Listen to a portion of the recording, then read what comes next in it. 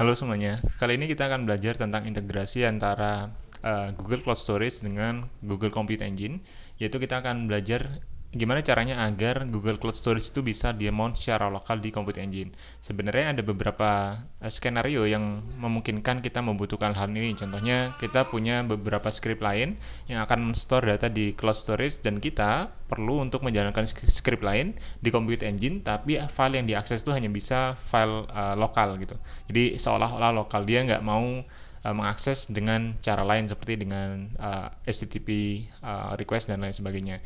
Nah, maka kita perlu untuk melakukan mounting dari si cloud storage ke Compute Engine.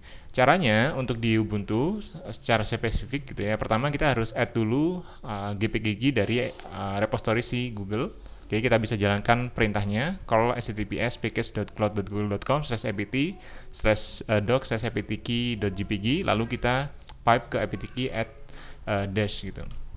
Jadi supaya kita bisa ngobrol dengan si repositorinya. Kemudian kita juga harus menambahkan repository Google ke Ubuntu mesin kita gitu. Pertama kita harus cek dulu, oke, kita pakai Ubuntu versi berapa dengan codename-nya apa. Dengan perintah lsb release min a seperti ini, dan di sini saya pakai codename-nya vocal 2004. Maka selanjutnya saya harus bikin repository list gitu di slash etc/apt source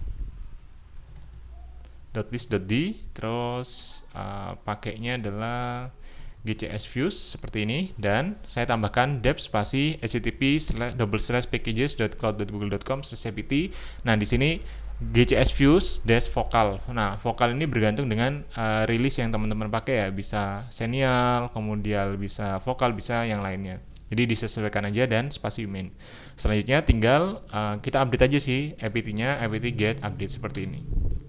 Oke, kita mungkin akan perlu beberapa saat gitu ya untuk melakukan updating, tapi nggak akan terlalu lama juga.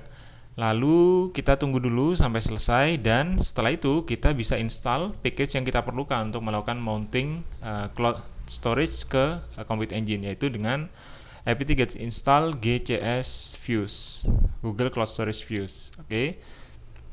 Nah, di sini saya udah install jadi supaya prosesnya nggak lama gitu. Jadi ini udah selesai, dan langkah selanjutnya yang cukup penting adalah kita harus membuat mount point. Mount point itu artinya adalah remote bucket yang kita nanti mounting sebagai local file system itu akan ditaruh di folder mana. Nah, saya akan membuat folder dengan nama /mnt, mounting /dev access log seperti ini,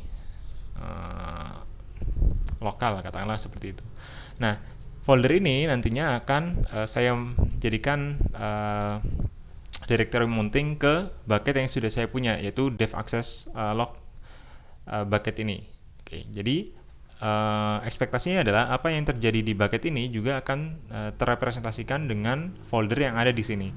Maka yang harus saya lakukan, saya hanya perlu melakukan gcs views, kemudian nama bucketnya apa, yaitu dev access log, lalu folder yang saya ingin mount ke sana, dev access log lokal seperti ini. Oke, dan kita enter.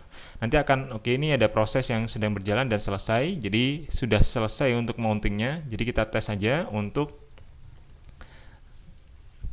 cek apakah memang sudah benar-benar termounting. Kita masuk ke direktorinya dan kita coba listing ls, dan ada satu file di sini, youtube thumbnail.png seperti ini ya, karena memang hanya ada satu file.